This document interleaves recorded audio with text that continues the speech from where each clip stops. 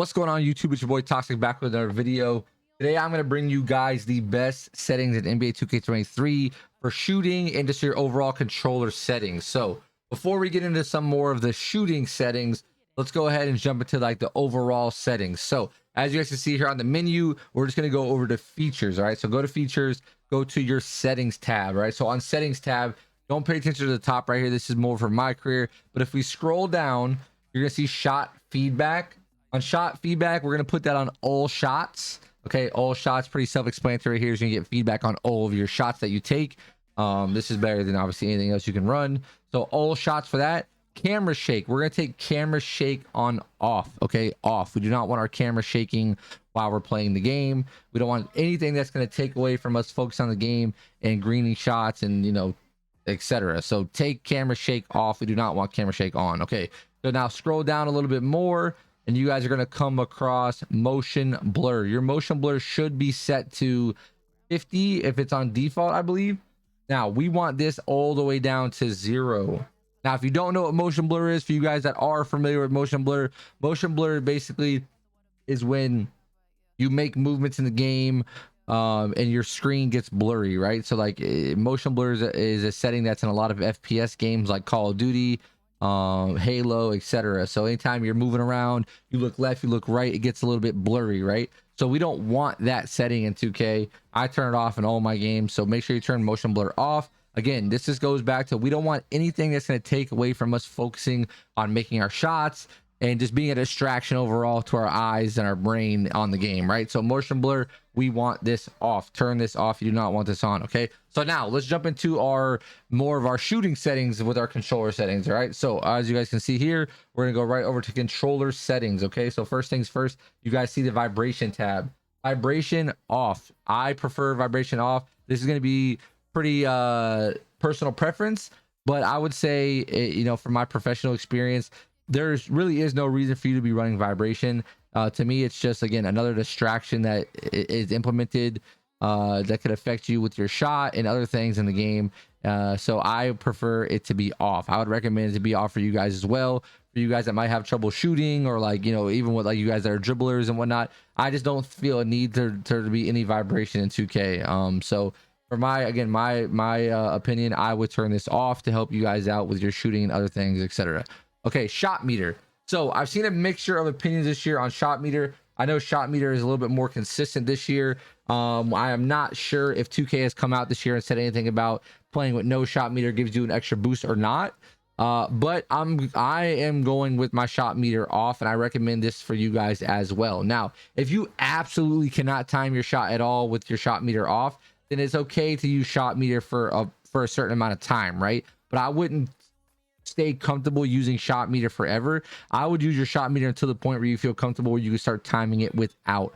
I think most of the comp players, I would really say 99% of the competitive players on 2K don't use a shot meter, right? So let's make sure, if you guys are someone that's is using a shot meter, start working towards having that off. Okay, so shot meter off. I believe it does give you a little bit of a boost still. I haven't seen anything official from like Mike Wang or Ronnie or anyone like that, but I mean, they implemented it, you know, years back that it gave you a boost. So I think it still does. So shot meter is going to be off. Shot timing, shots only. We don't want this on anything else. You guys don't want it on layups. You don't want to have to time your layups. Trust me. Real play percentage, no. Shots and layups, no. We want shots only. Okay, so shot timing is going to be on shots only. Shot timing, release time. Now I get asked about this all the time. I have a lot of comments in my past jump shot videos as well as during my stream on what I use. Okay, so first things first, I'm going to tell you the two that you should absolutely not be using no matter what. Okay, very early is a no-go in my opinion. Unless you are greening this consistent, stay with it. But this is going to be the hardest setting to green on, and I just don't see it being a consistent setting to have if you want to be a really good shooter. So I would say absolutely not very early, and absolutely not very late. Very late is going to be so slow. There's going to be people be able to contest your jumper. It just makes no sense to be running this. Now, the two that I would consider is late and early. Okay, so let me give you guys a breakdown. I've used both. I like both. Let me give you guys a breakdown so you guys can kind of decide what fits into your play style on 2K23. So for late, I've used late. I use it on stream playing with Nade. I've used it in stage. I've used it in a lot of different areas. Late is good. It is very good if you're a player who shoots more wide open shots, right? Like if you're a corner player, if you're a popper who really doesn't shoot 50-50 shots, if you're a corner guy who doesn't shoot 50-50 shots, you really only take really good wide open shots 99% of the time, then late is good. It's, in my opinion, it's the easiest of them all to time and green with, right? It's probably the most consistent when it comes to that. Okay, so again, if you're a player who's doesn't really shoot 50-50 shots, you're only shooting wide open jumpers, then I like late.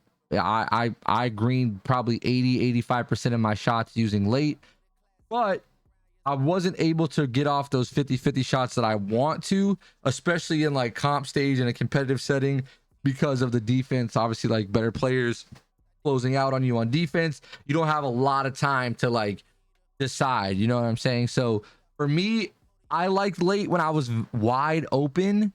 So especially for a lot of you park players, like when you're really like just wide open, late is good. It's easy to green. But for you guys that are more the competitive side, and you're playing like comp stage and like comp pro-am and stuff like that, the time for you to get a jumper off, especially like as a corner player, as a popper, it can be minimal at times. So you want to be able to get fast jump shots off.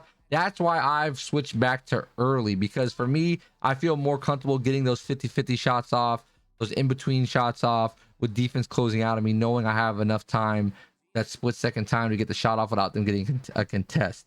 So if you're someone who struggles with shooting a little bit right now, let's start on late. Okay, late is good. Like I said, if you're pretty conservative, you're taking just open jump shots, then let's stick with late for now. But as you start to get more comfortable, as you start to notice like I want to get this shot off quicker, let's move to early. And I personally, I really like early.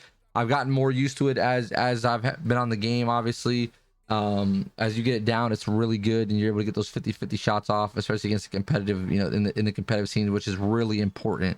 Now, obviously, if you're a guard, you're not going to want to run late. Like, you don't want to be dribbling around, like having to get a quick shot off and you're shooting with late. So for guards, early, even very early, like, but again, very early, it's really hard to green on. So I would probably stick with early. So yeah, that's my kind of breakdown of that. If you're a guy who's shooting wide open shots all the time, not shooting 50-50 shots, then let's try late. If late feels really too easy for you and you can get, you know, some of those 50-50 shots off, then go to early. All right, so I'm using early right now, but I've used both. They're both very good. So these are my settings. Everything else below really doesn't matter here. Don't really worry about this too much. The only other thing I would say to make sure of is that you have your I like to have my hood guard off. I feel like sometimes when I have it on, it drags me on defense, which I don't like. So I would have your Huda guard, as you can see here, off. Okay, turn that off. It can get really annoying, like when your arrow's all messed up and it's like pulling you towards one player and shit like that. So I would turn it off. The only other thing I would make sure of, which you guys should have, it should be default, is your pro stick orientation and your off ball offensive mode. Have them both absolute. You don't want to have to be doing certain moves differently on certain spots of the court, which what will happen if you're on camera relative. So make sure you're on absolute, so every move, no matter where you're at on the court, is exactly the same. All right, so yeah, those are the settings, guys. This is what I believe to be the best in 2K23 right now. It'll have you be the most consistent player that you can be in the game. All right, so I hope you guys enjoyed the video. As always, like, comment, subscribe. I appreciate the love. Turn those notifications on, and I'll see you guys in the next video. Peace.